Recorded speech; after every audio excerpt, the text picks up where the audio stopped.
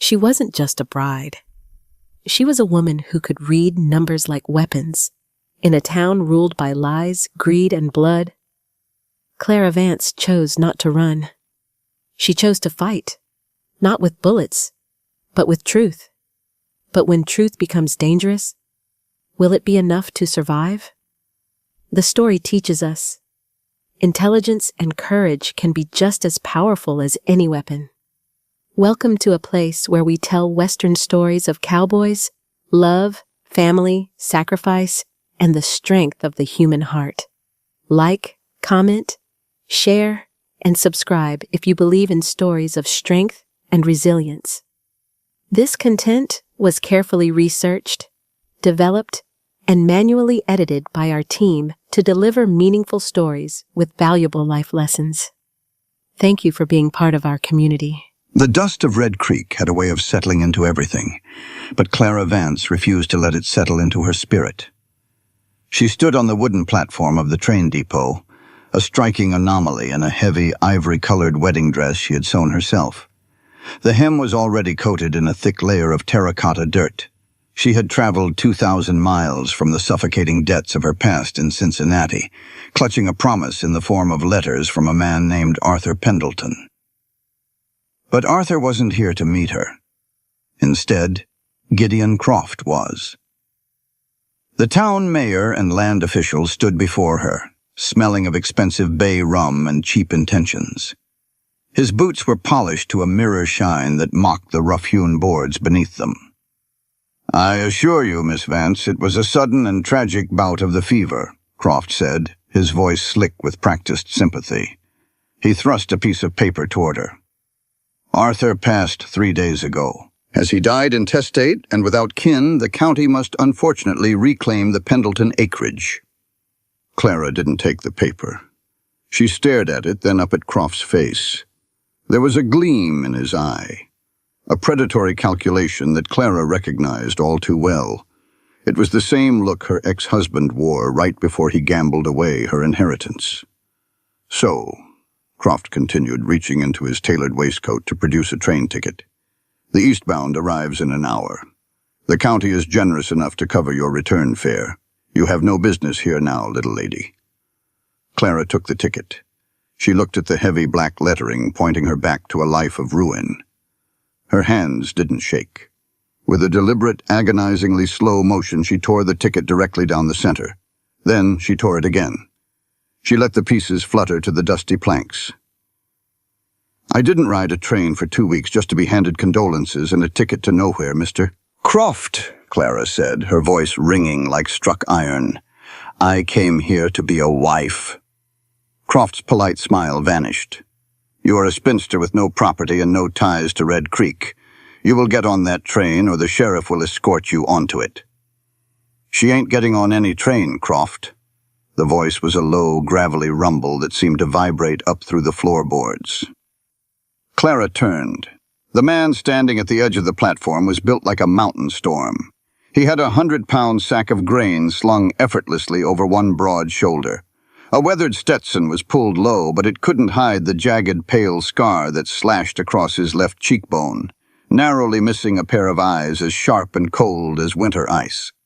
He wore a heavy canvas duster pushed back on the right side, revealing the worn wooden grip of a Colt .45 tied low to his thigh. Silas Thorne hadn't come to town looking for a fight. He'd come for winter wheat, but he'd been watching the exchange from the feed store across the street.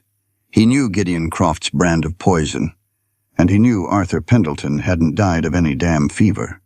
Silas had seen the fire in the woman's eyes when she ripped up the ticket, and before his rational mind could stop him, his boots were carrying him across the street. Croft sneered.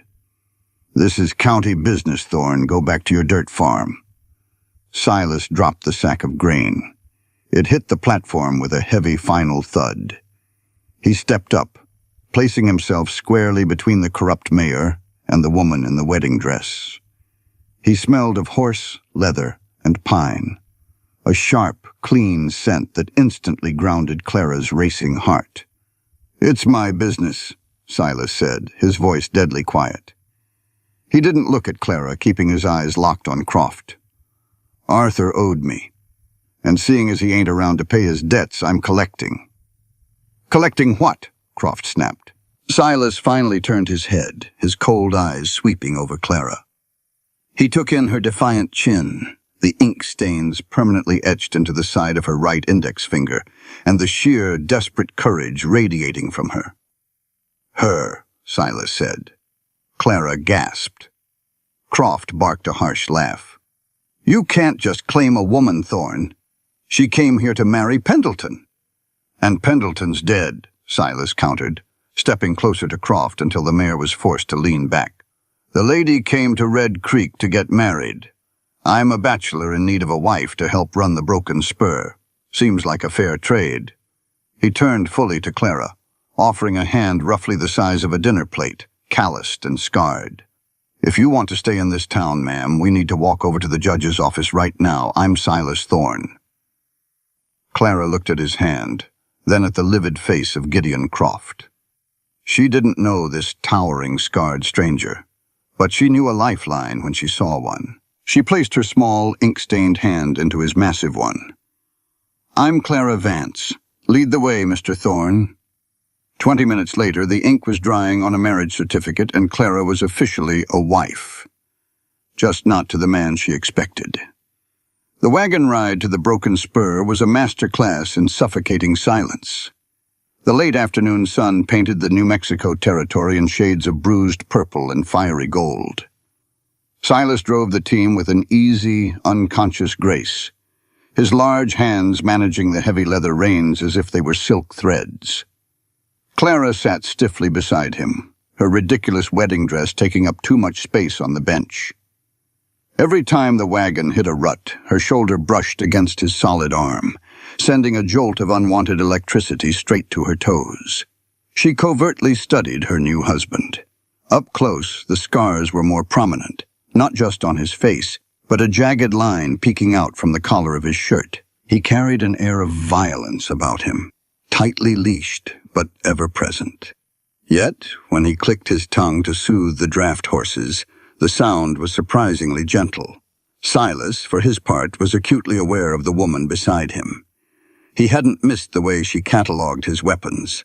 The rifle booted beside his leg, the revolver on his hip, the knife handle visible in his boot. Most women would have cowered.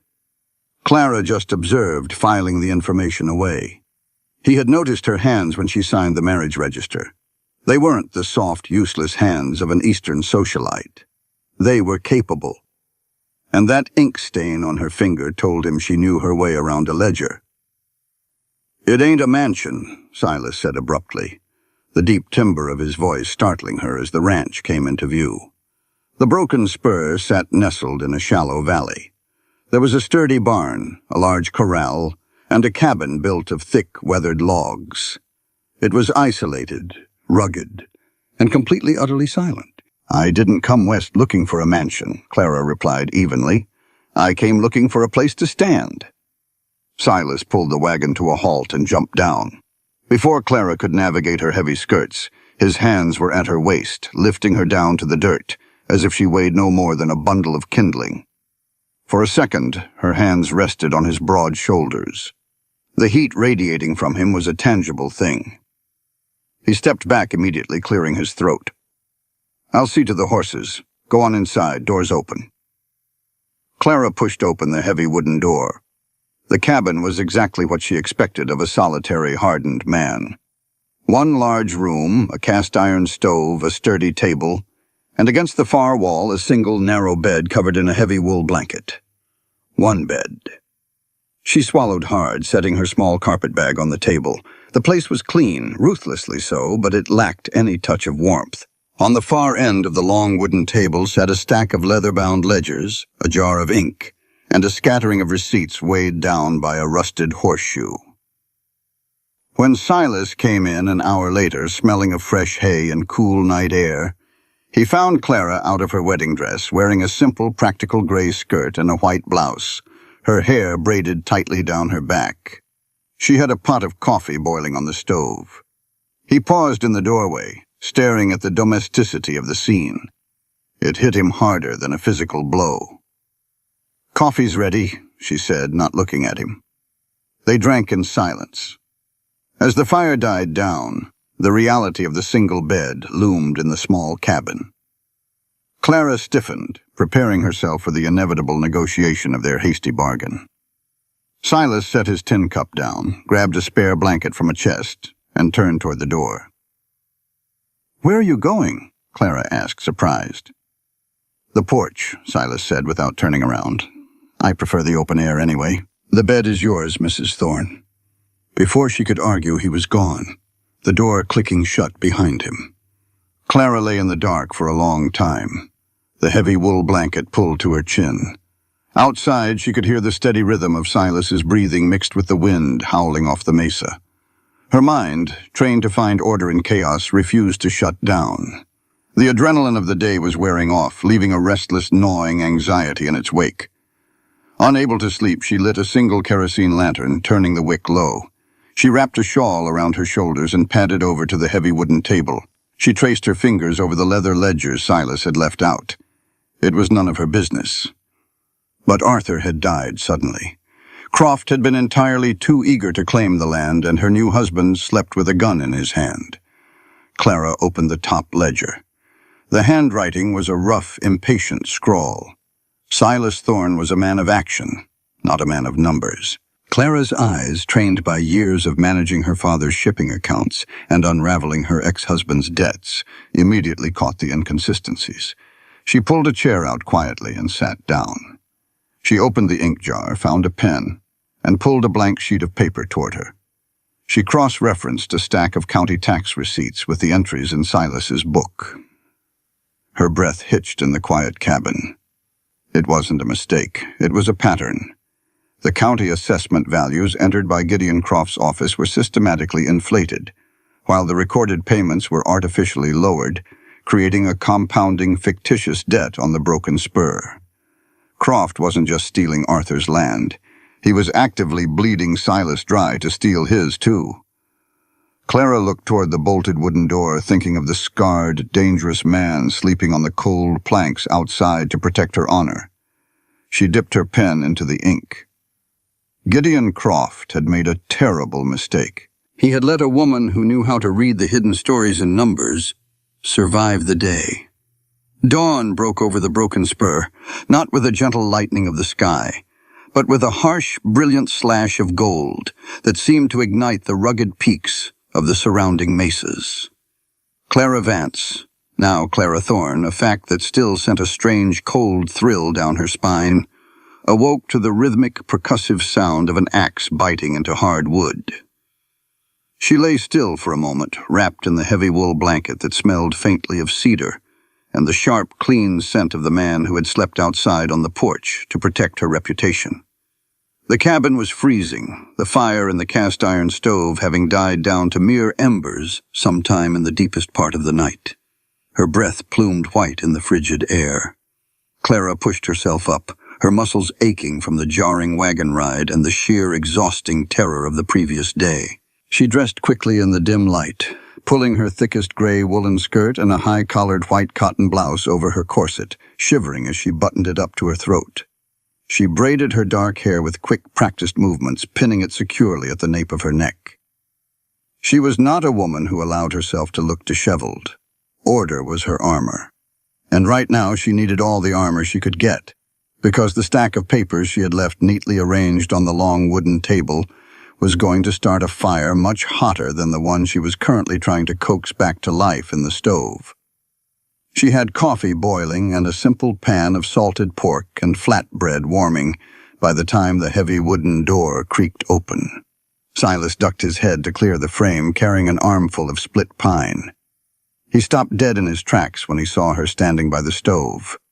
He looked rougher in the morning light. The jagged scar across his cheekbone stood out starkly against his sun-darkened skin. He wore no coat, just a faded blue work shirt rolled up to his elbows, revealing forearms corded with thick muscle and a dusting of dark hair. He looked like a man built entirely of rawhide, danger, and quiet violence. "Morning," he grunted, his voice a gravelly scrape that indicated he hadn't used it much since the day before. He moved to the wood box, depositing the logs with a heavy clatter.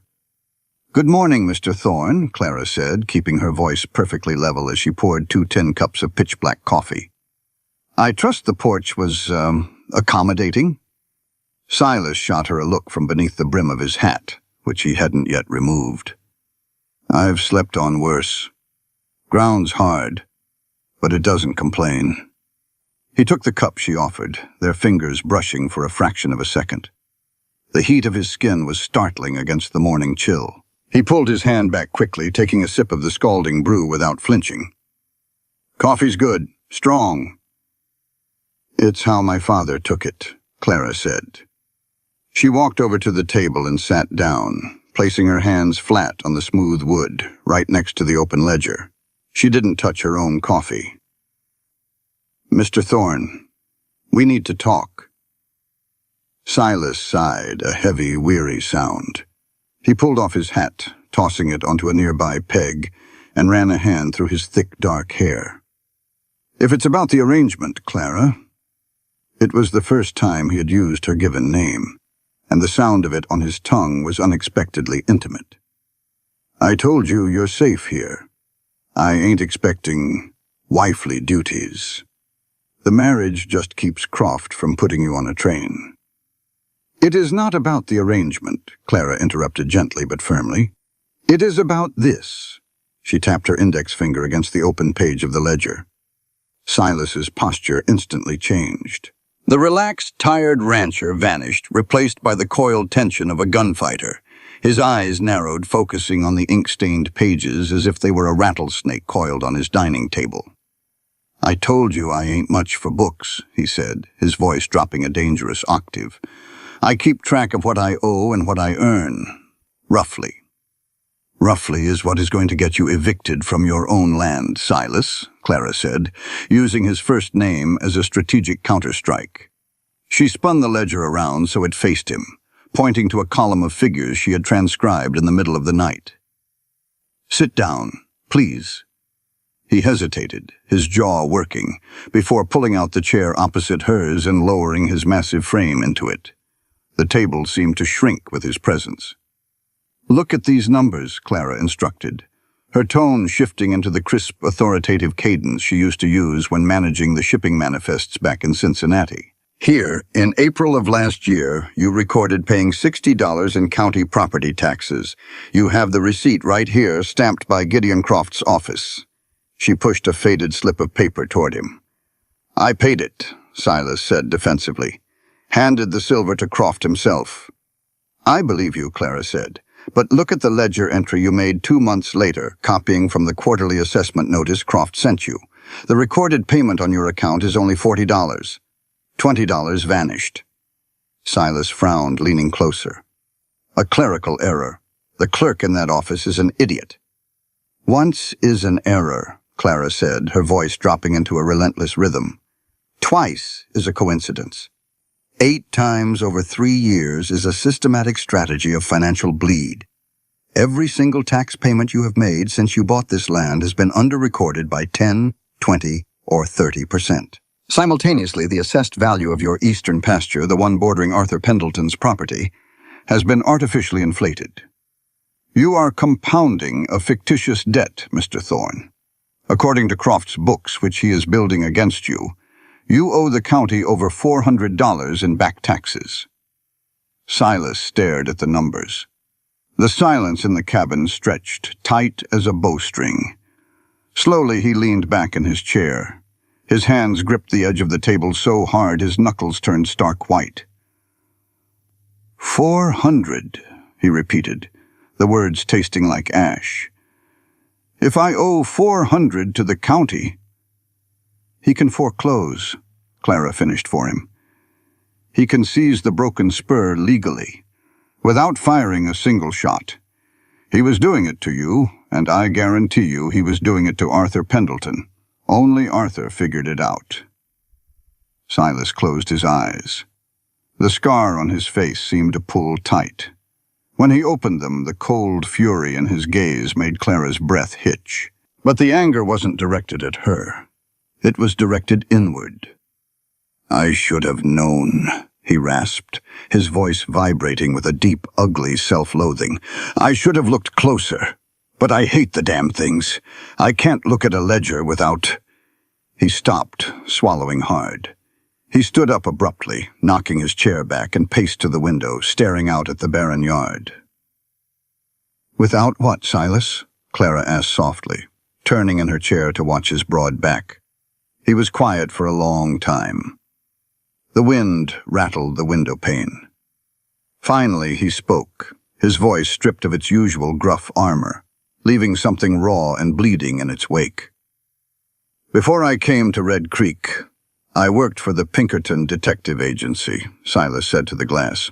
"I was a bounty hunter, a tracker. I brought in men who didn't want to be brought in. I was good at it because I didn't ask questions. I just followed the paper, the warrants, the ledgers." He turned back to face her, leaning against the window frame. "5 years ago, I tracked a man named Elias Vance to a mining camp in Colorado. The company ledgers said he embezzled $10,000. The warrant was signed by a judge. I hunted him down. He swore he was innocent, swore the company bosses had cooked the books to cover their own theft, and pinned it on him because he was a nobody. I didn't listen. I told him paper doesn't lie." Clara sat perfectly still. She knew where this was going, and her heart ached for the towering, broken man across the room. "He tried to run," Silas continued, his voice devoid of emotion, which somehow made it worse. "I shot him in the leg, dragged him back to Denver. They hung him 3 weeks later." Silas looked down at his hands. "A year after that, the mining company collapsed. Federal investigators came in. They found the real books hidden in a safe. Elias Vance had been telling the truth. The bosses had forged the ledgers to frame him. I hunted an innocent man, Clara. I shot an innocent man, and I watched him hang, all because I trusted what was written on a piece of paper." He looked up, meeting her eyes. "Since that day, I haven't trusted a single document, ledger, or piece of paper with a government stamp on it. A gun tells the truth. You look a man in the eye, and you know where you stand. But paper is just a place where cowards hide their lies. So I stopped looking at it. I buried myself in this ranch, worked the dirt, and ignored the books."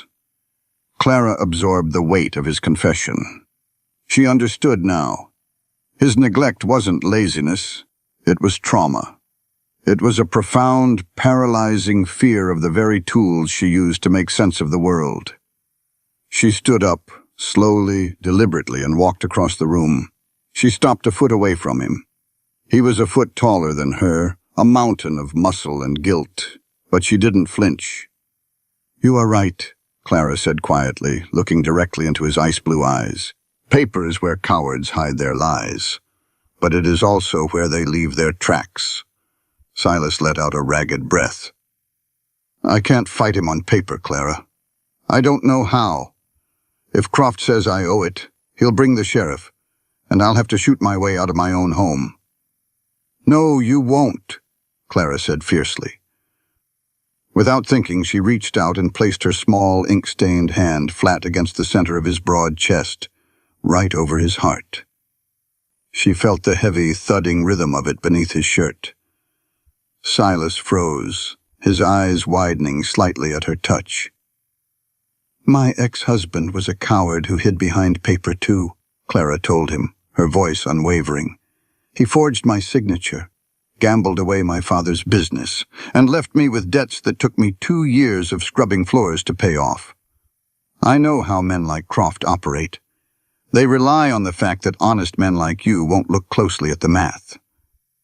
She pressed her hand a little firmer against his chest. "You don't have to look at the ledgers, Silas. You don't have to fight the paper war. That is my territory. You brought me to this ranch. You gave me your name to protect me from him. Now let me be your shield here. Let me hunt him on paper." Silas stared down at the fierce, beautiful woman standing before him. He felt the heat of her hand seeping through his shirt, melting a block of ice that had sat in his chest for 5 long years. He had brought home a desperate spinster to spite a corrupt mayor. He hadn't realized he was bringing home a warrior. Slowly his large hand came up, covering hers where it rested against his chest. His thumb brushed over the ink stain on her knuckle. "All right, Mrs. Thorne," he whispered, the gravel in his voice entirely different now. "We do it your way. Where do we start?" "We go into town," Clara said, her eyes flashing with a dangerous light. "And we smile. We let Gideon Croft think he has already won." The ride into Red Creek felt entirely different than the ride out. Yesterday, Clara had been a terrified, displaced woman sitting beside a menacing stranger. Today, she was a wife on a mission, sitting beside a partner. If we're going to convince Croft and the rest of this town that this wasn't just a desperate ploy to keep Arthur's land out of his hands, we need to act like newlyweds, Clara had instructed as Silas hitched the team. Silas had simply grunted, his jaw tight. Acting was not in his repertoire. But as the wagon rattled down the dusty main street of Red Creek, Clara saw exactly how deeply Silas understood survival. Without a word, he shifted his weight on the bench, closing the physical distance between them. He draped his right arm casually along the back of the wooden seat, his large hand resting just behind Clara's shoulder. The heat of him was a solid, reassuring presence against the chill wind. Red Creek was a town built on hard dirt and harder secrets. It consisted of a single wide thoroughfare flanked by false-fronted buildings, a saloon, a telegraph office, a livery, the imposing brick facade of the county land and tax office, and the sprawling general mercantile. As they drove slowly down the street, Clara could feel the eyes. Faces peeked out from beneath the brims of hats on the boardwalk. Curtains twitched in the boarding house windows. "Don't stare back," Silas murmured, his voice a low vibration near her ear. The proximity sent a shiver down her spine that had nothing to do with the cold. "Just smile. Look at the storefronts. Look at me." Clara turned her head, meeting his gaze. His eyes were scanning the street with predatory efficiency, but he arranged his features into something resembling rugged contentment. It was a good mask. She forced a soft smile to her lips, playing the part of the blushing, relieved bride who had miraculously found a protector. Silas pulled the wagon to a halt in front of the mercantile. He wrapped the reins around the brake, jumped down, and then turned to Clara. He didn't just offer his hand. He reached up and spanned her waist with both of his large hands. Clara gasped softly as he lifted her effortlessly from the seat, letting her slide down the length of his body before her boots touched the dusty boardwalk. For a fleeting second they were pressed together, chest to chest. She could smell leather, pine, and the faint metallic scent of gun oil. Her hands automatically rested on his forearms, feeling the hard, coiled muscle beneath his sleeves. "Careful, darling," Silas said, his voice loud enough to carry to the two men leaning against the saloon posts across the street.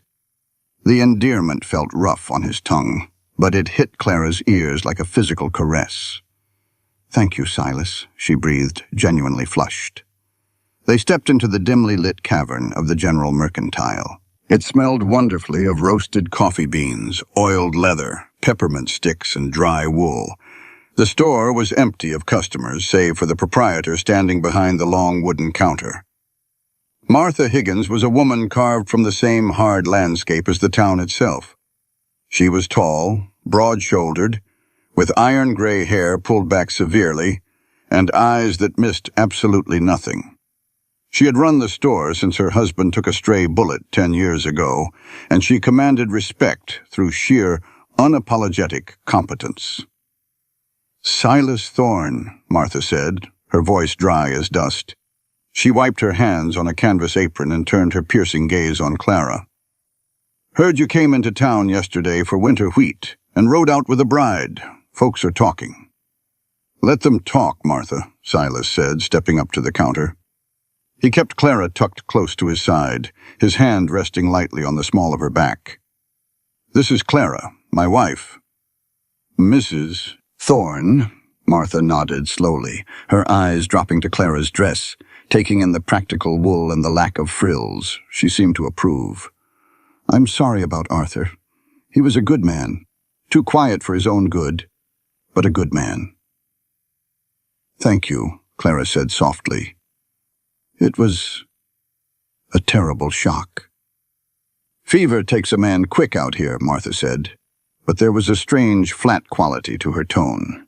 She didn't believe it any more than they did. "We need supplies," Silas said, pulling a list from his pocket. "Flour, sugar, salt, a new tin of coffee, and Clara needs whatever she requires to set up the house proper."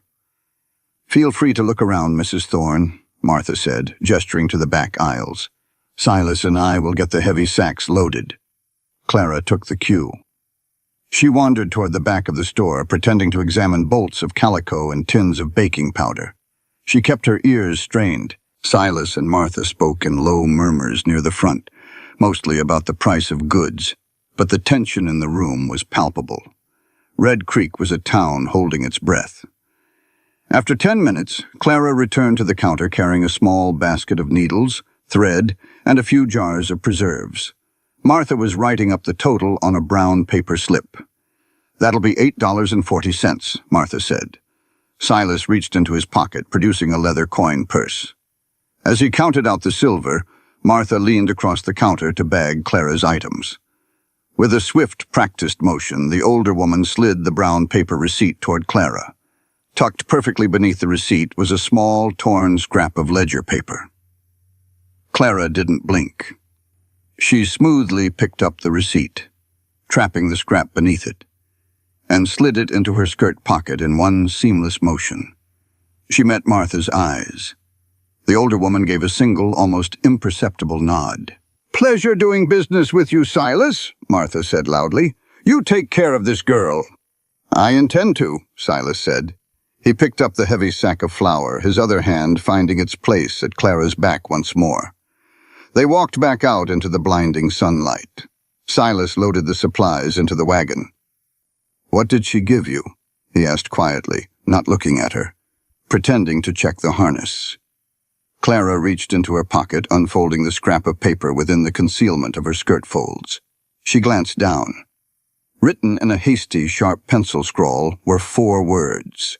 Arthur knew too much. Clara's blood ran cold. It was the confirmation they needed and the warning they feared. It wasn't just a paper war anymore. "Confirmation," Clara whispered back. She looked down the street toward the imposing brick building. "Take me to the land office, Silas. I need to see Gideon Croft." Silas stopped adjusting the harness. He turned to look at her, his brow furrowed in genuine concern. "Clara, if Croft killed Arthur over whatever he found, walking into his office is putting your head in the lion's mouth." "I am not going to accuse him of murder," Clara said, her voice steady, though her heart was hammering against her ribs. "I am going to ask him a question about property boundaries. I need to see how he reacts when a woman asks to see the public records. He thinks I'm a grieving, helpless spinster. I want to use his arrogance against him." Silas studied her face. He saw no hesitation, only a terrifying, brilliant resolve. He let out a breath, his hand dropping to rest on the butt of his Colt. "All right," he said, "but I do the talking if things get heated, and you stay behind me."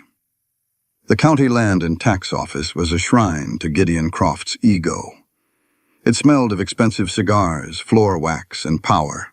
Croft was seated behind a massive oak desk smoking, while a nervous-looking young clerk shuffled papers in the corner. Croft looked up as the door chimed. His polite, oily smile slid perfectly into place, though his eyes hardened when he saw Silas. "Mr. Thorne, and the new Mrs. Thorne," Croft said, standing up smoothly. "To what do I owe the pleasure? I assumed you would be busy settling into domestic bliss." "We are." Clara stepped forward before Silas could speak. She didn't hide behind her husband. She stood tall, her posture impeccable. "However, as Silas's new wife, I am taking over the management of the household accounts, including the property ledgers." Croft's smile faltered for a fraction of a second. "Is that so? How progressive." "I like things organized, Mr. Croft," Clara said pleasantly. "In reviewing the documents, I noticed some confusion regarding the eastern boundary of the broken spur, the line adjoining the late Mr. Pendleton's property. Since the county has reclaimed Arthur's land, I want to ensure our fences are properly placed before winter." "The boundaries are clearly marked on the deed, Mrs. Thorne," Croft said dismissively, sitting back down. "There is no confusion." "Actually, there is," Clara countered, her voice taking on the crisp edge of a seasoned accountant. "The acreage recorded on our tax assessments doesn't match the original plat survey Silas has from 5 years ago. I would like to request the public survey records for the eastern quadrant, as well as the tax assessment roll for the past 3 years, just to clear up my own confusion, of course." The silence in the room was sudden and absolute. The young clerk in the corner stopped shuffling papers and stared at Clara as if she had just grown a second head. Silas stood perfectly still, a mountain of silent menace behind her. He suddenly realized what Clara was doing. She wasn't just asking for papers. She was firing a warning shot across Croft's bow. She was letting him know that the books were being watched by someone who actually knew how to read them. Croft's face lost its oily charm. The skin around his eyes tightened. He looked at Clara not as a helpless woman, but as a threat. "Those documents are archived, Mrs. Thorne," Croft said, his voice dropping the polite pretense. "It takes weeks to pull them, and frankly, the county does not open its books to appease the idle curiosity of a rancher's wife." "It is not idle curiosity, Mr. Croft," Clara said, taking a step closer to the desk. She placed both hands firmly on the polished oak, leaning over him. "It is a formal request under Section 14 of the Territorial Property Code, which mandates that public tax rolls and survey plats be made available to any adjacent landowner within 3 business days of a verbal request." She smiled, a cold, sharp expression that mirrored Silas's own. "I will be back on Friday. I expect them to be ready." She stood up straight, turned gracefully, and walked toward the door. "Coming, Silas?" Silas looked down at Gideon Croft, whose face was slowly turning a mottled, furious shade of red. Silas felt a slow, dark grin spread across his scarred face. He tipped his hat to the mayor. "Have a good day, Croft," Silas rumbled. He followed his wife out into the sunlight. As the door clicked shut behind them, Silas looked at the petite, fiercely intelligent woman walking beside him. He had thought he was bringing home a shield to protect his property. He realized now, with a profound mix of awe and terror, that he had brought a gunfighter to a paper war. And she never missed her mark. The air inside the cabin of the Broken Spur felt as heavy and charged as a thunderhead. By nightfall, the weather had rolled in off the high mesas, bringing with it a violent, bruising darkness. The wind howled down the chimney, sending puffs of wood smoke into the room, while rain lashed against the thick log walls with the force of thrown gravel. Silas had not spoken more than 10 words since they left Red Creek. The drive back had been conducted at a punishing pace. As soon as the horses were secured in the barn, Silas had stalked into the cabin, pulled a Winchester rifle from its scabbard above the door, and begun cleaning it with a terrifying, methodical precision. The rhythmic snick-clack of the lever action was the only sound competing with the storm. Clara sat at the long wooden table, a kerosene lantern pushed to the far edge to illuminate her work. She was trying to focus on the numbers, transcribing the tax discrepancies onto a clean sheet of paper to build an undeniable case against Gideon Croft. But her eyes kept darting to the massive, brooding man in the corner. He was a coiled spring. The confrontation in the land office had shifted something fundamental in the air between them. Clara had thrown down a gauntlet, using the law as her weapon. But out here in the isolated dark of the territory, the law was a fragile shield against desperate men. "You should sleep," Silas said abruptly, not looking up from the oiled rag in his hands. He snapped the cylinder of his Colt .45 shut with a sharp flick of his wrist. "It's past midnight." "I am not tired," Clara lied, her shoulders aching with tension. She looked at the small, burlap-wrapped bundle resting at the edge of the table. Martha Higgins had slipped it into the bottom of the flour sack at the mercantile. Silas had found it while unloading the wagon and wordlessly placed it before Clara. They hadn't opened it yet. The note Arthur knew too much still burned in Clara's pocket.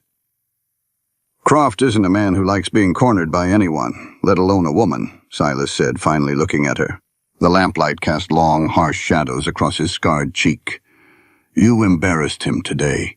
You threatened his empire with a statute book.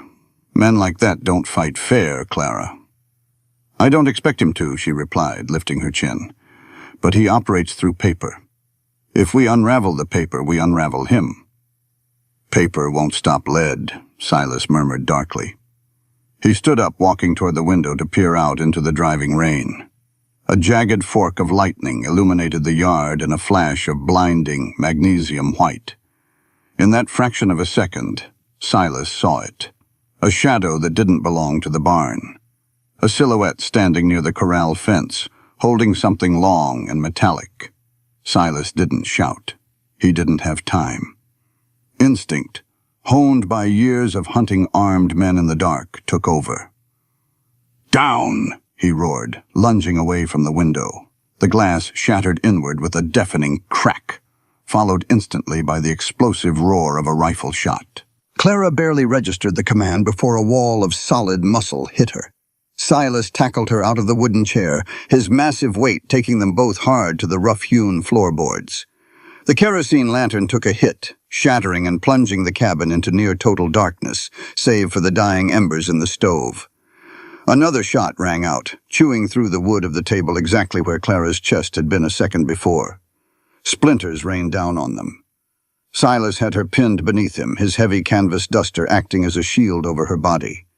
The air was suddenly choked with the acrid, sulphurous stench of black powder and the metallic tang of fear. Clara couldn't breathe. Silas's chest was pressed flush against hers, his heart hammering a frantic, violent rhythm against her ribs. One of his large hands was cradling the back of her head, pressing her face into the crook of his neck to protect her from flying debris. Stay down. Do not move, he breathed into her ear, his voice a lethal, vibrating rasp. For the first time since she had arrived in the West, Clara was truly, viscerally terrified. The abstract numbers in her ledgers had manifested into physical violence. But beneath the terror, another sensation bloomed with shocking clarity. The heat of Silas's body, the hard, immovable strength of him, the scent of pine, rain, and the faint, musky scent of a man operating on pure adrenaline. In the terrifying dark, surrounded by shattered glass and gunfire, she had never felt so violently safe. Silas rolled off her, moving with a terrifying silent grace that belied his massive size. He crawled through the glass, grabbing his Winchester from the floor. He didn't go to the window. He moved to the heavy oak door, pressing his back against the wall beside it, listening. The storm raged on. Rain blew in through the shattered windows, soaking the ledgers on the table. 5 minutes passed. Then 10. The silence stretching between the thunderclaps was agonizing. He's gone, Silas finally whispered, his voice cutting through the dark. It was a warning shot, a drive-by to scare us. If he wanted us dead, he would have brought a posse and burned the cabin. Clara pushed herself up into a sitting position, her hands shaking so badly she had to grip her skirts to hide it. A warning for what? To back off, Silas said. He struck a match on the wall, the sudden flare illuminating the grim, murderous set of his jaw. He lit a spare candle.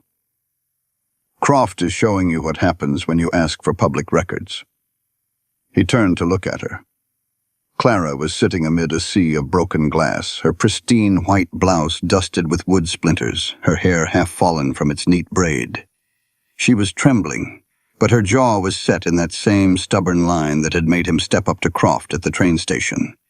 Silas crossed the room, dropping to one knee before her. He reached out, his large hands incredibly gentle as he brushed a shard of glass from her shoulder. "Are you hit?" he asked, his eyes frantically scanning her for blood. "No," she managed to say, her voice tight. "I'm fine. You saved my life." "I brought you into this," he corrected bitterly, his thumb grazing her collarbone as he checked for injuries. The touch sent a jolt straight to her core. "I should have never let you walk into that land office." "I am not a child, Silas," Clara said, her voice gaining strength. She reached up, her small hand wrapping around his thick wrist to stop his frantic searching. "I knew the risks. My ex-husband used lawyers to destroy me. Croft uses bullets. They are just different tools for the same cowardice. I am not running."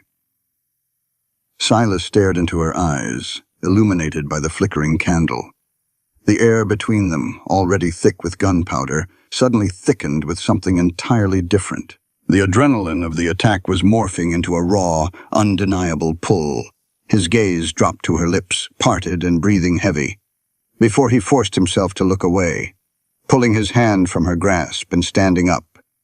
"I'll board up the window," he said gruffly, turning his back to her. "You stay away from the glass."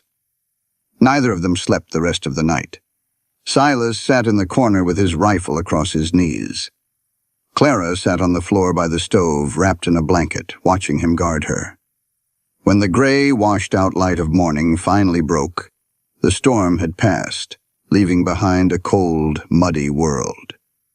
Silas went outside to track the shooter's horse, leaving Clara alone in the wreckage of the cabin. She stood up, her joints aching, and began to sweep the broken glass. The wooden table was scarred by a deep bullet gouge. The ledgers were damp from the rain, but salvageable. Then her eyes fell on the burlap bundle Martha had given them. It had been knocked to the floor during the tackle. Clara set the broom down. She knelt, her fingers working the stiff knots of the twine. The burlap fell away, revealing a small, worn leather satchel. It was Arthur's.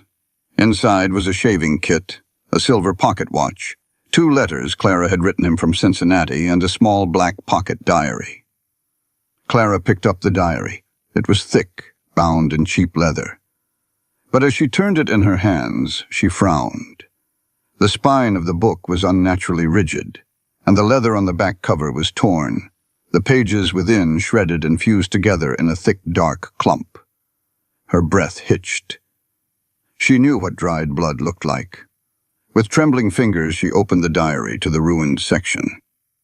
Buried deep within the pages, warping the paper and wedged against the binding, was a misshapen lump of gray lead. It was a bullet.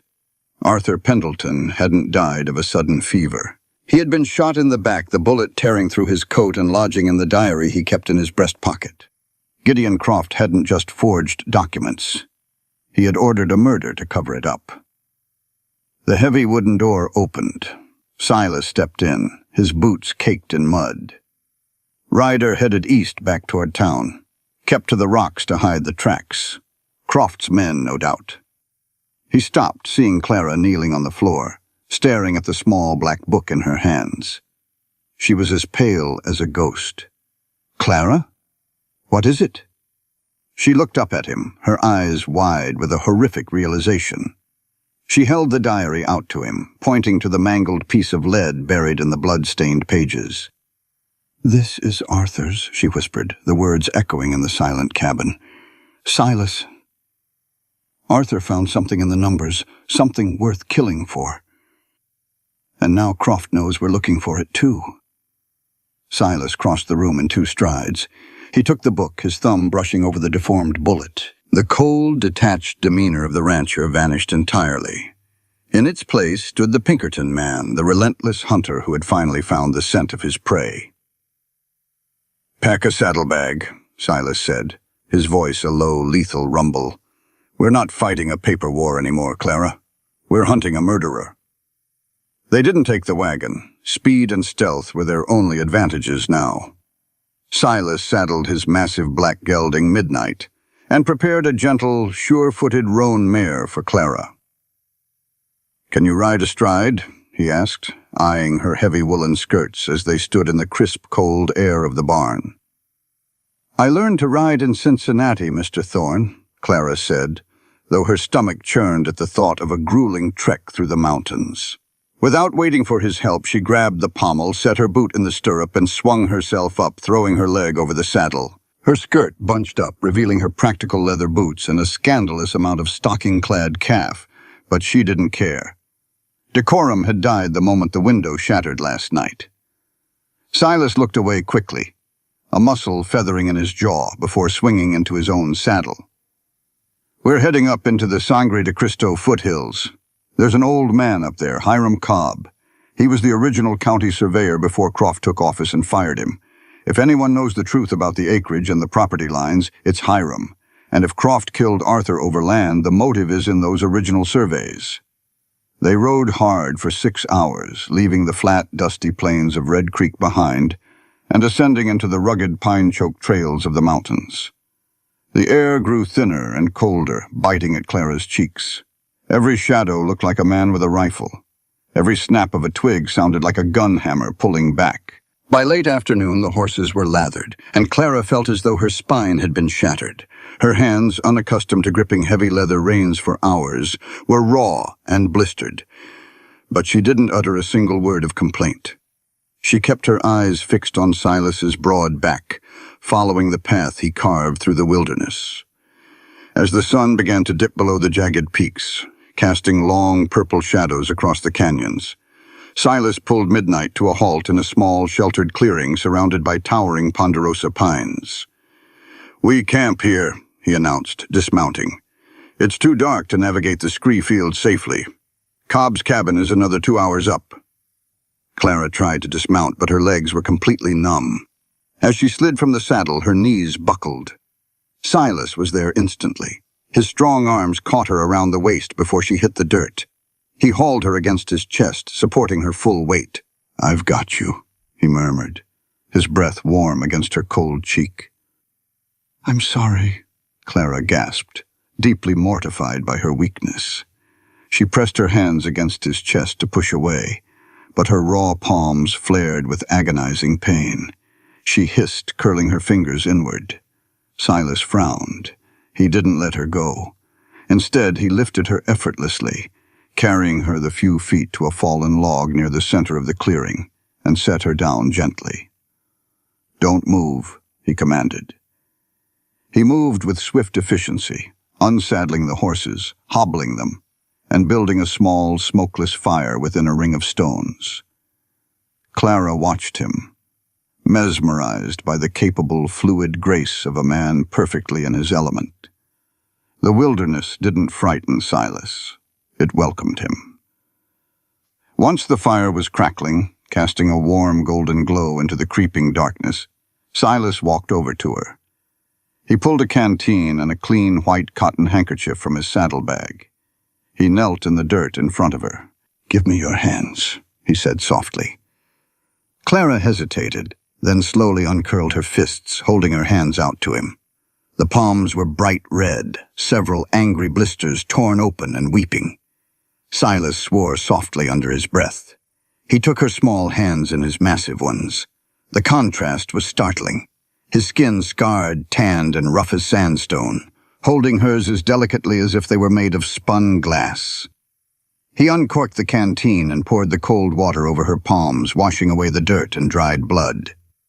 Clara bit her lip to keep from crying out at the sting. "I know it hurts," Silas murmured, his voice a low, soothing rumble that vibrated through the quiet clearing. "You should have told me to slow down." "I am not a burden to be accommodated, Silas," Clara said, looking down at his bowed head. The firelight caught the dark waves of his hair. "Arthur was murdered. You were almost shot. A few blisters do not matter." Silas stopped washing her hands. He looked up, his ice-blue eyes locking onto hers. The intensity in his gaze stripped away the cold air, leaving Clara breathless. "They matter to me," he said simply. He took a small tin of salve from his pocket, a mixture of beeswax and pine resin, and began to work it gently into her broken skin. His thumbs massaged her palms in slow, hypnotic circles. The touch was functional, medical, yet the intimacy of it was overwhelming. Out here, miles away from civilization, the false pretense of their marriage felt utterly irrelevant. They were just a man and a woman, bound together by survival and a rapidly growing, undeniable gravity. "My ex-husband," Clara began, her voice barely a whisper, breaking the heavy silence. "He used to look at my hands and tell me I was too rigid, too obsessed with numbers and ledgers to be a proper, soft wife. When he ran, leaving me to face his creditors, I believed him. I thought my desire for order was what drove him away." Silas's hands went perfectly still. His jaw tightened, the scar on his cheek standing out in stark relief. "Your ex-husband was a fool," Silas said, his voice laced with quiet venom. "And a coward. A man who runs from a strong woman doesn't deserve her." He looked down at her ink-stained, blistered hands, then brought them up, pressing his lips gently against the raw knuckles. Clara's heart hammered a frantic rhythm against her ribs. The touch of his lips was brief, but it scorched her to her core. "Your hands are capable, Clara," Silas said, looking deeply into her eyes. "They read the truth when I was too blind to see it. They held a dying man's diary without flinching. There ain't nothing wrong with being strong."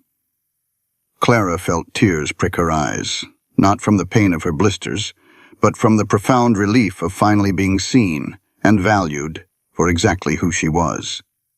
She looked at the jagged scar on his face.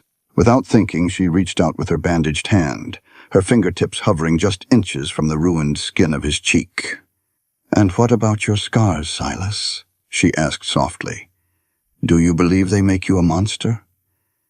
"Because I don't."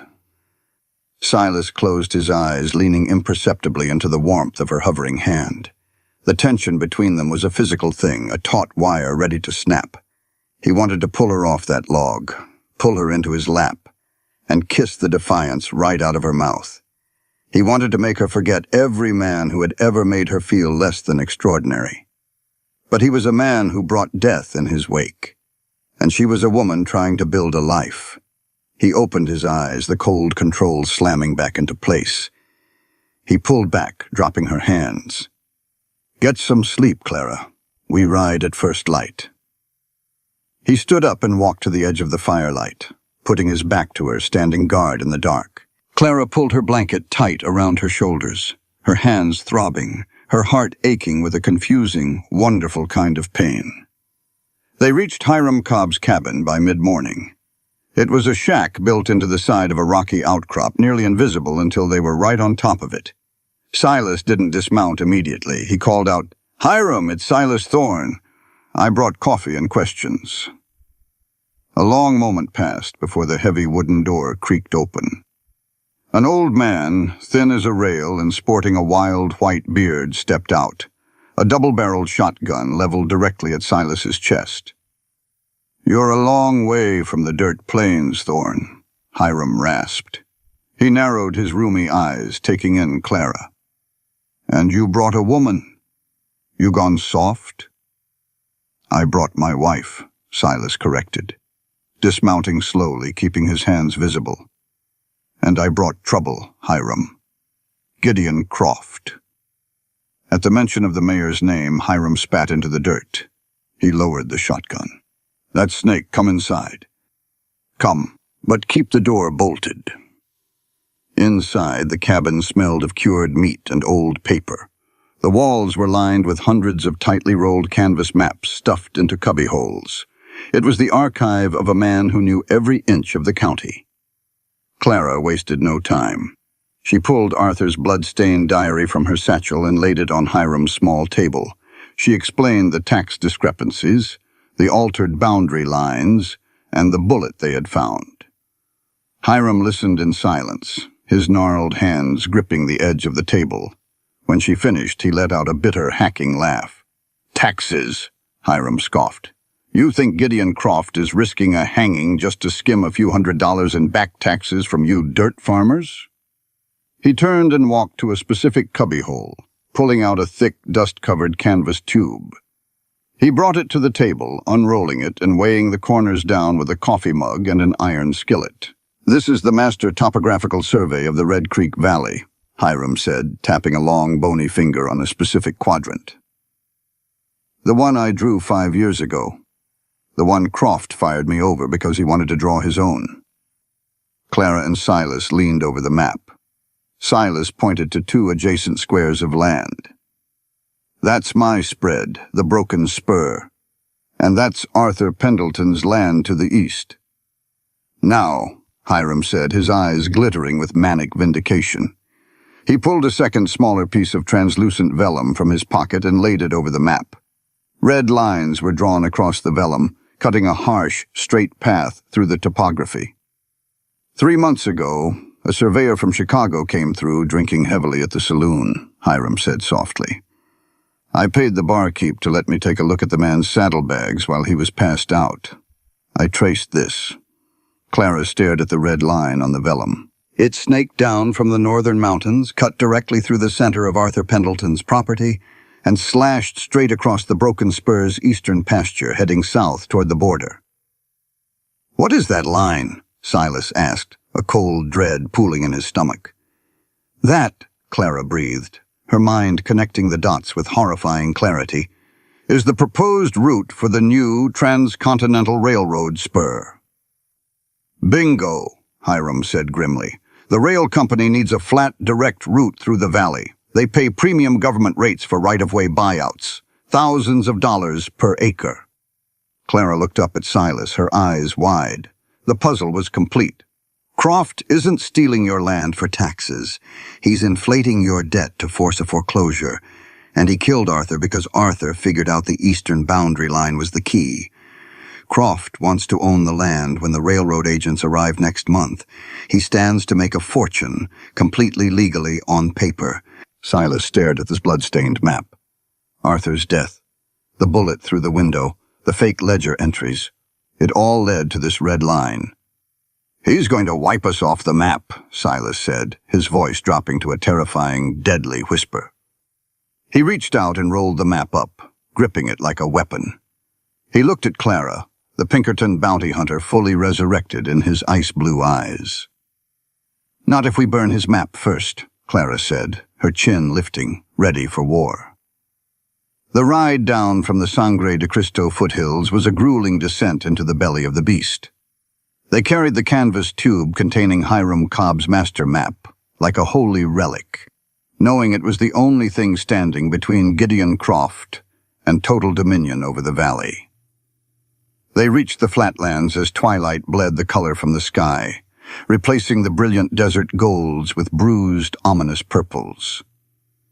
The Broken Spur lay ahead, steeped in an unnatural quiet. The wind had died entirely. Silas pulled Midnight to a halt a quarter-mile from the cabin, his hand instinctively dropping to the stock of his Winchester.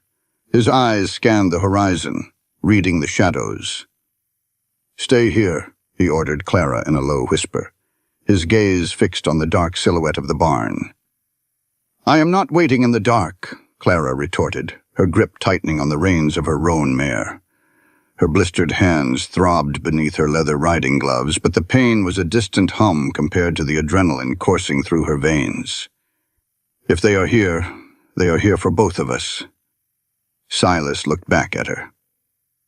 The moonlight caught the fierce, unyielding set of her jaw. He let out a breath that was half frustration, half profound admiration. "Keep your mare behind Midnight. If shooting starts, you ride for the ridge. You don't look back. Do you understand me, Clara?" "I understand," she said, though she made no promise to obey. They approached the cabin at a slow walk. The air was thick, heavy with the scent of dry dust and something else. Silas flared his nostrils, pulling up short. Kerosene. Before the word fully left his mouth, a brilliant, terrifying whoosh shattered the night. A wall of orange flame erupted from the eastern wall of the barn, instantly climbing the dry, weathered timber. In seconds, the fire licked at the hayloft. The sudden, violent illumination threw dancing, demonic shadows across the yard.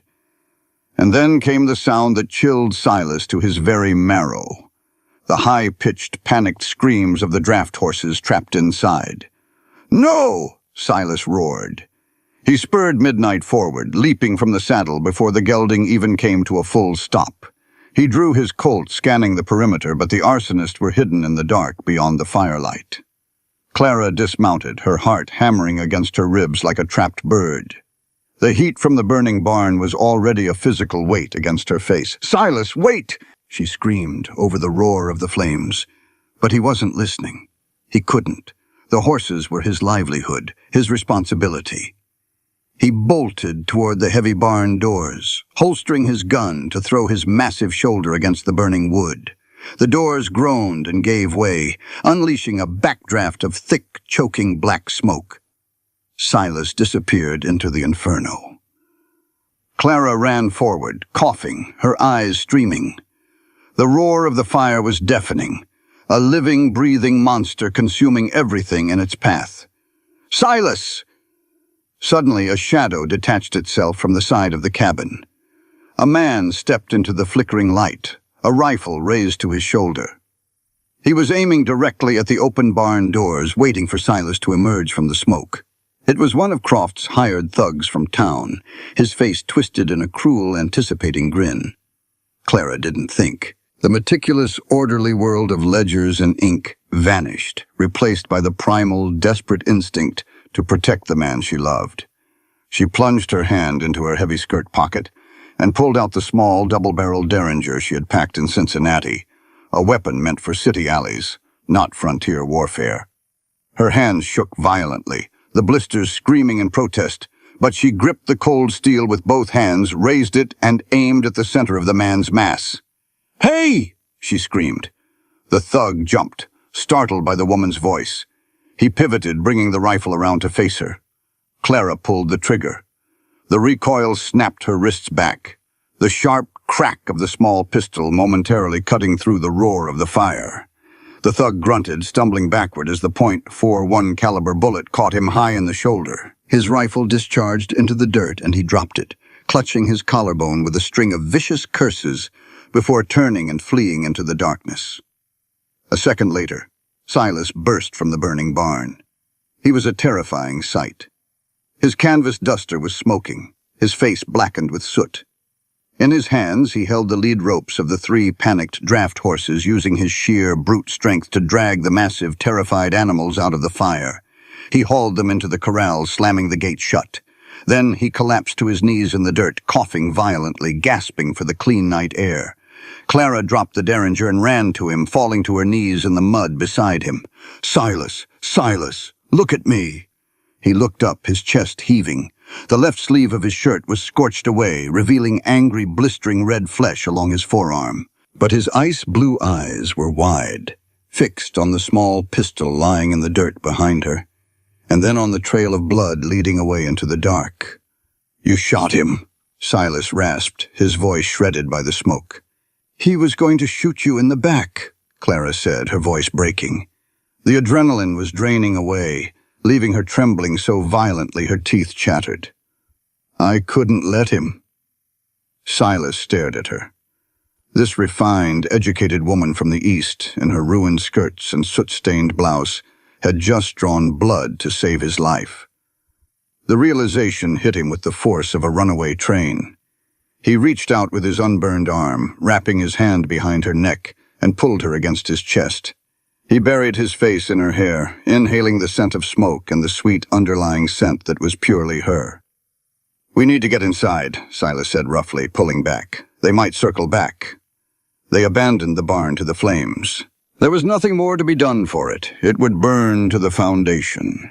They grabbed the saddlebags containing the map and the diary, and Silas kicked the cabin door open, securing the heavy iron bolt behind them. The cabin was dark and freezing. Clara fumbled with a match, lighting the single kerosene lantern. When the yellow light flared, she finally got a good look at Silas's arm. The burn was brutal. The skin from his elbow to his wrist was raw, red, and beginning to blister. "Sit down," Clara ordered. The tremble in her voice was gone, replaced by the steel rod of necessity. She was back in her element, bringing order to chaos. She moved to the wash basin, pouring clean water into a bowl, then grabbed a clean linen towel and the tin of pine resin salve he had used on her hands just a day ago. Silas sat heavily in the chair at the table, watching her. The pain in his arm was a blinding sheet of fire, but it was secondary to the storm raging in his chest. He watched Clara's face as she knelt beside his chair. "This is going to hurt," she whispered, looking up at him. Her gray eyes were wide, swimming with unshed tears. "I've had worse," Silas lied. Clara began to clean the soot and ruined fabric from his burn. Her touch was excruciatingly light, trembling with an empathy that tore at his defenses. Every time he flinched, a small, pained breath escaped her lips, as if she were feeling the fire herself. "You shouldn't have gone in there," Clara said, her voice thick as she applied the thick, cooling salve to his angry flesh. "You could have died for those horses." "They're my responsibility," Silas said gruffly, his jaw clenched tight. "I don't let the things in my care burn, Clara." Clara stopped wrapping the clean linen bandage around his arm. She looked up, her face inches from his. The air in the cabin shifted, thickening until it was hard to breathe. The smell of smoke faded, replaced by the overwhelming magnetic pull that had been building between them since the moment he claimed her on the train platform. "And am I your responsibility, Silas?" she asked, her voice dropping to a whisper. Silas looked at her lips, parted and trembling. He looked at the soot smudged across her cheek, the fierce, beautiful intelligence in her eyes. He thought about the sound of her small pistol firing in the dark, defending him. The last of his walls, built over 5 years of guilt and isolation, crumbled into dust. "No," Silas rumbled, his voice dropping to a ragged, desperate pitch. "You are my absolute ruin." He reached out with his uninjured hand, threading his thick fingers through the hair at the nape of her neck. He didn't pull her to him. He simply waited, giving her the choice. Clara didn't hesitate. She surged upward, closing the distance between them, and pressed her mouth fiercely against his. The kiss was an explosion. It tasted of smoke, salt, and raw, unadulterated need. Silas groaned, a deep, primal sound in the back of his throat, and his arm came around her waist, hauling her up from her knees and into his lap. Clara went willingly, straddling his thighs, her hands tangling in his thick, dark hair. There was nothing gentle about it. It was a collision of two people who had danced on the edge of death and desperately needed to affirm that they were alive. Silas's mouth was demanding, parting her lips, tasting her with a hunger that bordered on starvation. Clara met his passion with an intensity that shocked them both, her blistered hands gripping his shoulders, anchoring herself to his solid strength. He tore his mouth away, trailing hot, open-mouthed kisses down her jaw, to the pulse beating frantically at her throat. Clara gasped, her head falling back, exposing the long column of her neck to him. "Clara," he breathed against her skin, the word a prayer and a surrender. "Are you sure? Once I take you, I am never letting you go." Clara opened her eyes, looking down at the scarred, dangerous, incredibly honorable man holding her. The contract they had signed in the town post office was a piece of paper. This, the heat, the trust, the overwhelming surge of love, was the reality. "I don't want to go anywhere," she whispered fiercely. She reached down, her fingers deftly working the buttons of his shirt, pushing the fabric aside to press her bare palm flat against the heavy, thudding heat of his chest. "Make me your wife, Silas. Truly." He didn't need to be told twice. He stood up, carrying her in his arms as easily as if she weighed nothing at all, mindful of his burned arm. He crossed the cabin in 3 long strides and laid her gently on the narrow bed in the corner. The storm of their adrenaline slowed, transitioning into something deeper, heavier, and infinitely more profound. In the flickering golden light of the kerosene lantern, they stripped away the soot-stained clothes and the lingering ghosts of their pasts. Silas was a revelation of scarred muscle and terrifying strength, but his touch was a masterclass in reverence. He mapped the curves of her body with his calloused hands, treating her with a worshipful awe that made Clara weep silent tears of joy. Her ex-husband had made her feel inadequate, a ledger to be balanced. Silas made her feel like the only woman on earth. When they finally came together, it was with a searing, breath-stealing intensity. Clara cried out, her fingers digging into the hard muscles of his back, anchoring him as the wave crashed over them. They moved together in the shadowed cabin, matching each other's desperate rhythm, burning away the horrors of the night, and forging a bond that no corrupt mayor, no bullet, and no fire could ever sever. Hours later, the cabin was silent, save for the crackling of the cooling stove. Silas lay on his back, Clara tucked perfectly against his side, her head resting on his chest, her arm draped across his stomach. The smell of the burning barn had seeped through the cracks, a bitter reminder of the reality waiting outside. Silas stared up at the dark ceiling, his hand gently stroking Clara's bare shoulder. He had a wife, a real, brilliant, fiercely brave wife, and tomorrow he was going to have to kill a man to keep her. The morning sun rose, cruel and bright, illuminating the devastation. Where the sturdy pine barn had stood, only a smoldering, blackened skeleton remained. A thick column of gray smoke drifted lazily into the crisp blue New Mexico sky, a signal fire to Gideon Croft that his warning had been delivered. Inside the cabin, Clara stood at the wooden table, fully dressed in her practical gray skirt and a fresh blouse, her hair tightly braided. She looked at the blood-stained map and the diary, then out the window at the ruins. The intimacy and vulnerability of the night before hadn't softened her. It had tempered her into steel. She had something precious to lose now, and she refused to lose it. Silas walked in, the heavy door shutting behind him. He had tied a clean bandana around his burned arm, but he moved with a stiff, guarded caution. His Winchester was gripped tightly in his right hand. "I rode up to the North Ridge," Silas said, his voice grim. He walked to the table, setting the rifle down. "We're boxed in. Croft has men posted on the main road into Red Creek and 2 riders patrolling the southern trail toward the train depot. The telegraph office in town is guarded. We can't mail the evidence, and we can't wire the territorial marshal without going through Croft's thugs." Clara traced the red line of the proposed railroad on Hiram's map. "He knows what we have, or at least he suspects it.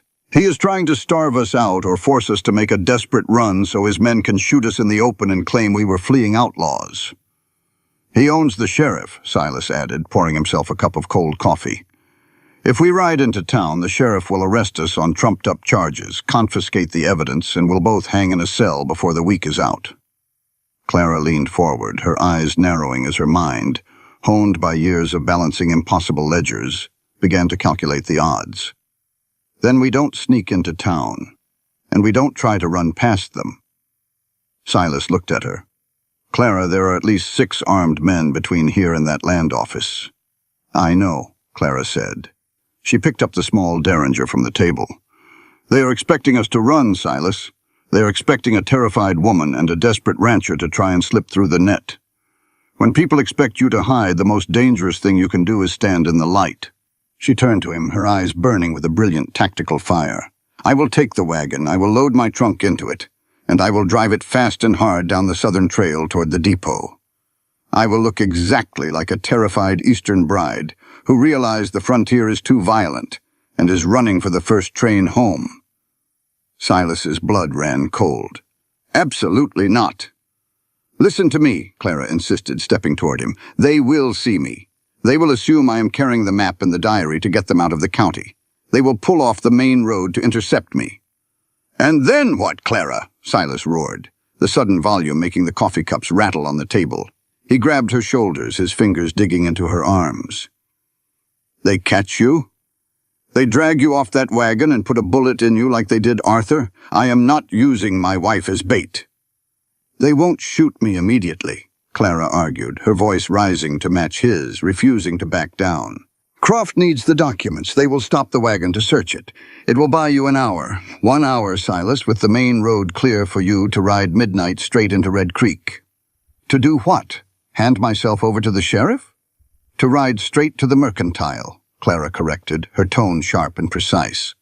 "Martha Higgins hates Croft. Her husband was killed by men like him. You give the map and the diary to Martha. She hides them in her floorboards, and she wires the territorial marshal in Santa Fe using the telegraph key she keeps hidden in her back room." Silas stared at her. "Martha has a telegraph key?" "I saw the copper wire running from the main pole behind her store when we were loading supplies," Clara said. "She taps the line.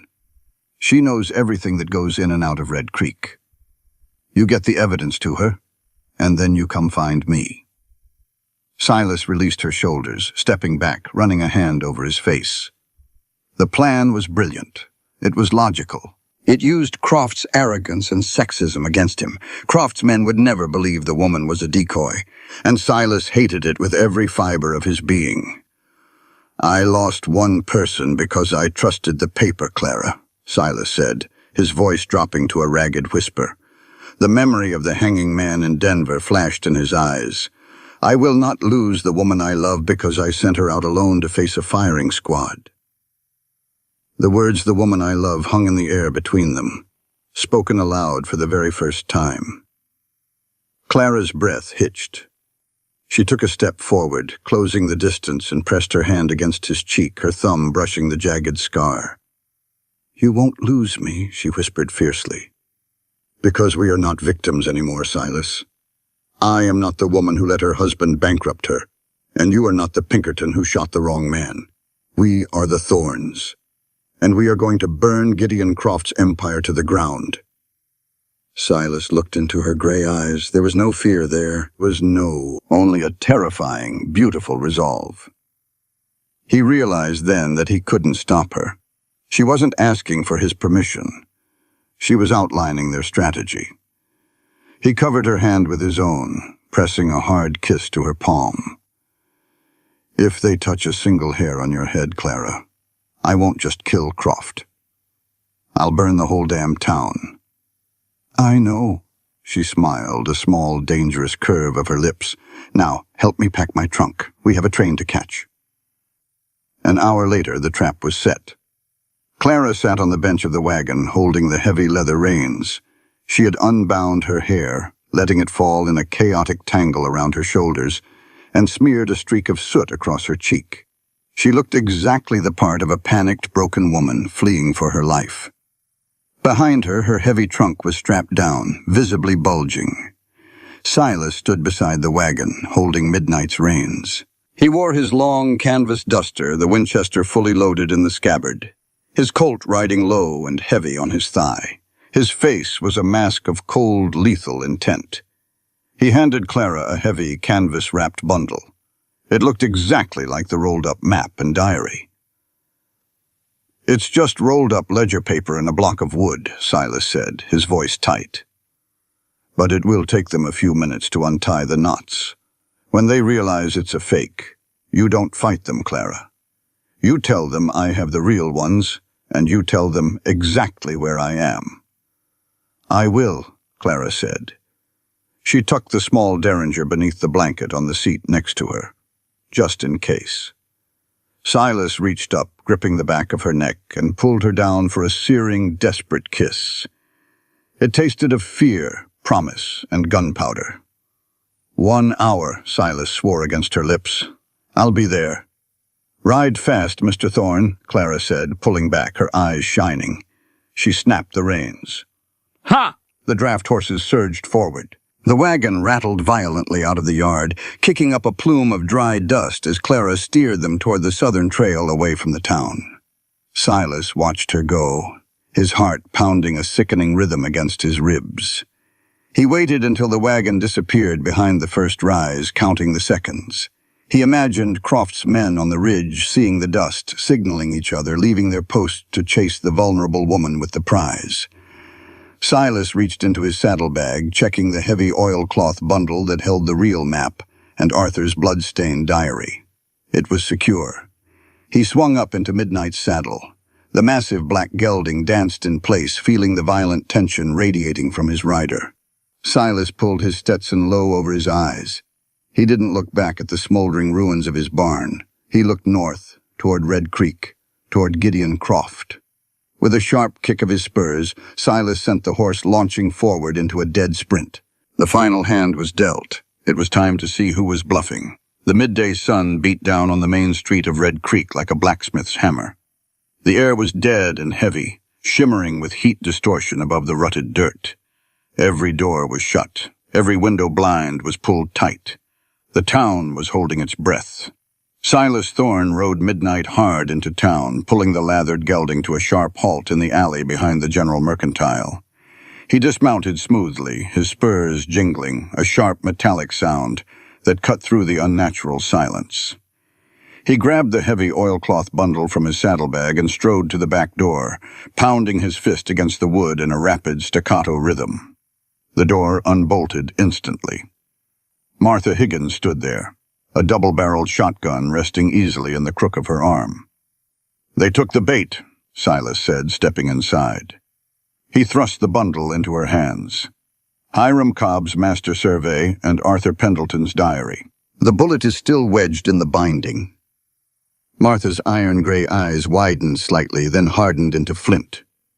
She took the bundle, weighing the lives it represented. Gideon Croft's death warrant. "Only if the territorial marshal reads it," Silas said grimly, checking the cylinder of his Colt. "Are you wired directly to Santa Fe?" "I am," Martha said, turning toward the small, cramped storage room where a copper telegraph key sat hidden beneath a crate of dried apples. "I'll start tapping." But Silas, Croft's foreman, a vicious dog named Vance, didn't ride out after the wagon.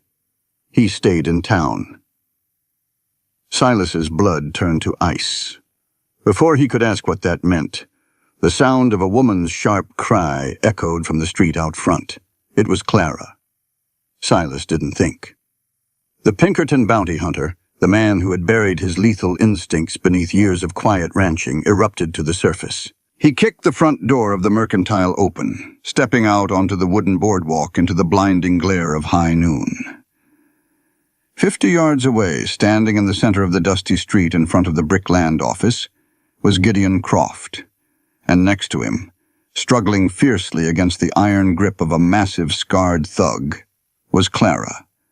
Her hair was a wild, dark tangle down her back, her gray skirt torn at the hem. A fresh bruise was blooming on her cheekbone, but her gray eyes were blazing with an absolute, unholy fury. She hadn't broken. She had been intercepted on the southern trail just as planned, but the men had realized the decoy too quickly and dragged her back to their boss. "Thorne!" Croft shouted, his voice echoing off the false-fronted buildings. He was sweating, his pristine waistcoat unbuttoned, the oily veneer of the polite mayor completely stripped away. He held a silver-plated revolver, its barrel leveled carelessly at Clara's stomach. "I knew a dirt farmer wouldn't be smart enough to orchestrate a decoy. She brought the fake, which means you have the real map." Silas stepped off the boardwalk. His canvas duster swept back, clearing the holster on his thigh. He walked slowly, deliberately, into the center of the street. "Let my wife go, Croft," Silas said. His voice wasn't loud, but it carried the terrifying, vibrating promise of a landslide. "This is between you and me. Bring me the surveyor's map and Pendleton's diary, and I'll consider letting her live," Croft yelled, his panic beginning to show. He knew time was running out. He knew the town was watching from the cracks in their shutters. Clara locked eyes with Silas across the dusty expanse. She saw the lethal stillness in his frame, the cold calculation in his ice-blue eyes. She gave him a microscopic shake of her head. "Do not give it to him." "I don't have them," Silas lied smoothly, taking another slow step forward. "I hid them where you'll never find them. Shoot her, and you hang for murder with nothing to show for it." "He's lying," the thug holding Clara barked. "Check the mercantile." "Shoot him!" Croft screamed, losing his nerve entirely. He raised his silver revolver toward Silas. But Clara was a woman who understood the precise value of a distraction. In the fraction of a second before Croft could pull the trigger, Clara stomped her heavy leather riding boot down onto the thug's instep with bone-crushing force. As the man bellowed in pain and his grip loosened, she twisted violently, reaching into the folds of her ruined skirt. She hadn't lost her derringer. She pulled the small pistol, jamming the barrel directly into the thigh of the man holding her, and pulled the trigger. The thug screamed, his leg buckling, releasing her entirely. Clara threw herself to the dirt, rolling away. Bang! Croft fired, but his aim was wild, the bullet tearing a hole through the edge of Silas's duster. Silas's draw was a blur of motion, a terrifying testament to a past he had tried to bury. The Colt 45 cleared leather and fired in a single, fluid heartbeat. The bullet struck Croft's silver revolver, shattering the cylinder and tearing 3 of the mayor's fingers off in a spray of crimson. Croft shrieked, dropping the ruined gun, falling to his knees in the dust. Another thug stepped out from the alley beside the saloon, leveling a Winchester at Silas's back. Boom! A deafening roar came from the mercantile. Martha Higgins stood on her porch, her double-barreled shotgun smoking, the thug in the alley thrown backward into the horse trough by the buckshot. "The marshal in Santa Fe just confirmed my wire," Martha hollered into the street, her voice ringing like a church bell. "He's boarding a special train right now." "It's over, Croft." Gideon Croft, bleeding, ruined, and facing the hangman's noose, looked wildly around the street. His empire was collapsing. With a desperate, animalistic howl, he scrambled to his feet and ran up the steps, throwing himself through the doors of the land office. "He's going to burn the records," Clara screamed, scrambling up from the dirt. "If he destroys the county ledgers, we can't prove the fraud to the marshal." Silas didn't care about the ledgers. He only cared that the man who had murdered Arthur and put a gun to his wife's head was still breathing. He holstered his Colt, drew his long hunting knife from his boot, and sprinted up the stairs, kicking the land office doors wide open. Inside, Croft had already smashed a kerosene lamp over the massive stacks of property deeds and tax rolls. The dry, aged paper went up like kindling. A wall of fire instantly separated the front counter from the back archive room. "You're a dead man, Thorne," Croft screamed from behind the flames, coughing wildly. Silas lunged through the wall of fire, tackling Croft to the floorboards. The 2 men rolled violently into the archive room. Croft fought with the frantic strength of a trapped rat, gouging at Silas's eyes, striking his freshly burned arm. Silas grunted in pain, but his grip was iron. He pinned Croft to the floor, raising his fist to end it. Suddenly the ceiling groaned. The fire had reached the dry roof timbers and they were giving way. "Silas!" Clara had run into the burning building. The heat was unbearable, the smoke blinding. She saw Silas pinning Croft, but she also saw the massive flaming oak support beam cracking directly above them. She didn't hesitate. She didn't look at the burning ledgers that held the key to the county's wealth. She threw herself into the archive room, grabbing Silas by the collar of his heavy duster. "Move!" she screamed, hauling backward with every ounce of strength she possessed. Silas let go of Croft, throwing his weight backward just as Clara pulled him. The flaming oak beam crashed down with a deafening roar, completely crushing the space where Silas had been a fraction of a second before, burying Gideon Croft beneath 1,000 pounds of burning timber and the very forged documents he had killed to protect. The shockwave knocked Clara and Silas to the floor. The building was collapsing around them. Silas wrapped his arms around Clara, shielding her with his body, and drove them both forward, bursting through the shattered front window of the land office just as the roof caved in behind them. They hit the dusty street hard, rolling away from the intense heat of the inferno. For a long moment, the only sound was the roar of the fire consuming the land office, and the ragged, desperate panting of their own breath. Silas pushed himself up on one elbow. He looked down at Clara.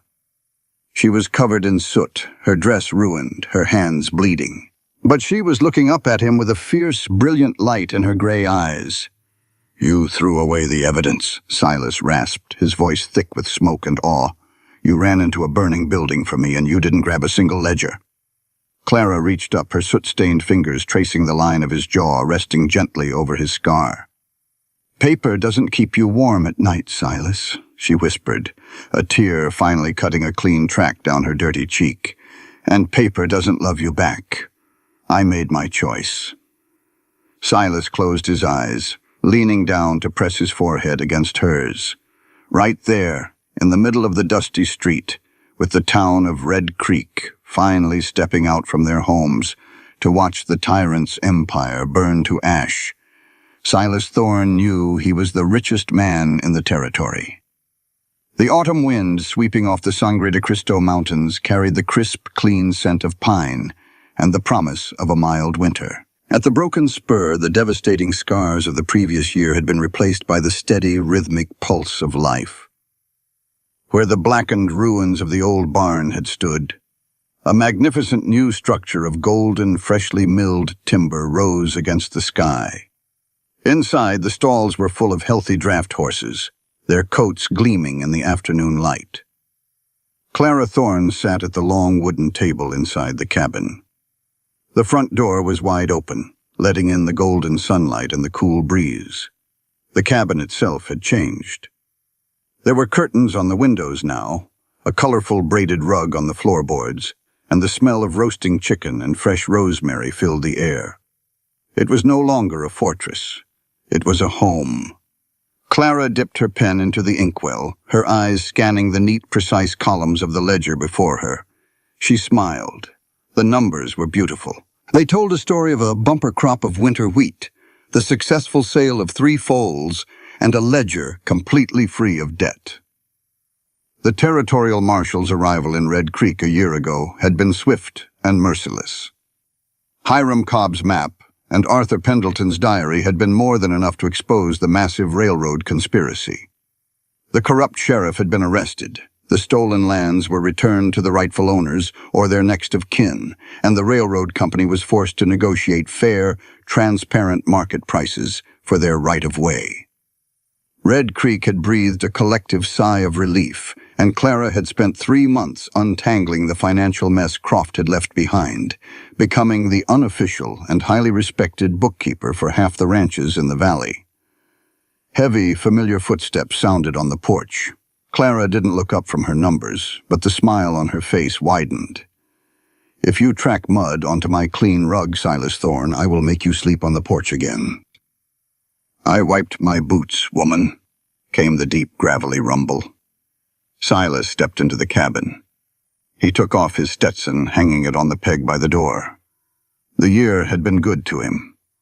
The haunted, isolated look in his ice-blue eyes was entirely gone, replaced by a deep, quiet contentment. The scar on his cheek was still there, a permanent reminder of his past, but the rigid tension in his shoulders had melted away. He walked up behind her chair, resting his large, calloused hands on her shoulders. He leaned down, pressing a lingering, warm kiss to the sensitive skin just beneath her ear. Clara shivered, her pen pausing on the page. Even after a year of marriage, the touch of his hands sent a thrill of electricity straight to her core. "How do the books look, Mrs. Thorne?" Silas murmured, his breath tickling her neck. "They look highly profitable, Mr. Thorne," Clara replied, leaning her head back against his solid chest. She reached up, covering his rough hand with her own. Her blisters had long since healed, leaving smooth skin with only a faint tracing of scars. "The new barn is fully paid off, and we have enough surplus to buy the neighboring pasture from the bank if we want it." Silas hummed softly, turning his head to press his lips against her temple. "We don't need more land. We have everything we need right here." He gently took the pen from her fingers, setting it down on the table. Then he scooped his arms under her waist and lifted her effortlessly from the chair, spinning her around so she was pressed flush against him. Clara laughed, a bright, clear sound that Silas thought was the most beautiful music he had ever heard. She wrapped her arms around his neck, looking up into his eyes. "You are interrupting official ranch business," she teased, though she made no move to step out of his embrace. "The ranch can wait," Silas said, his voice dropping to that low, intimate pitch that always made her heart flutter. He looked down at her, his eyes tracing the delicate features of her face. "Martha Higgins sent a package out with the stage driver today. Left it on the porch." Clara raised an eyebrow. "Oh? Did she finally find the specific blend of Earl Grey tea I asked for?" "No," Silas smiled, a genuine, breathtaking expression. He reached into his shirt pocket and pulled out a small folded piece of thick parchment. "It's from the governor's office in Santa Fe. The official stamped deed to the broken spur, uncontested, unencumbered, and permanently recorded." Clara took the heavy parchment. She ran her fingers over the raised wax seal. After everything they had fought for, everything they had bled for, the paper war was finally, definitively over. No one could ever threaten their home again. She looked up at Silas, her eyes shining with unshed tears of profound joy. "It's beautiful." "It's just paper," Silas said softly, his thumbs gently wiping a tear from her cheek. "You taught me that. You taught. The paper isn't what matters." He placed his large, warm hand flat against her stomach. It was still flat, but the secret they had discovered just 2 weeks ago was blooming within her. A new life growing in the safety and love they had built together. "This," Silas whispered, his voice thick with emotion, looking from her stomach up to her eyes. "You, our family. This is what matters. This is the only truth I need." Clara dropped the deed onto the table, abandoning it next to the open ledger. She didn't care about the numbers anymore. She framed Silas's scarred face in her hands, pulling him down to meet her lips. The kiss was slow, deep, and overflowing with a love that had been forged in the fire and tempered in the quiet, steady days of peace. Outside, the New Mexico sun bathed the valley in a warm, golden light. The wind rustled the leaves of the cottonwood tree, and a hawk circled lazily in the endless blue sky. Silas Thorne had ridden into town for a sack of grain. He had expected to return to a cold, empty cabin and a life of solitary penance. Instead, he had brought home a fierce, brilliant woman who had torn down his walls, fought his demons, and rewritten the entire story of his life.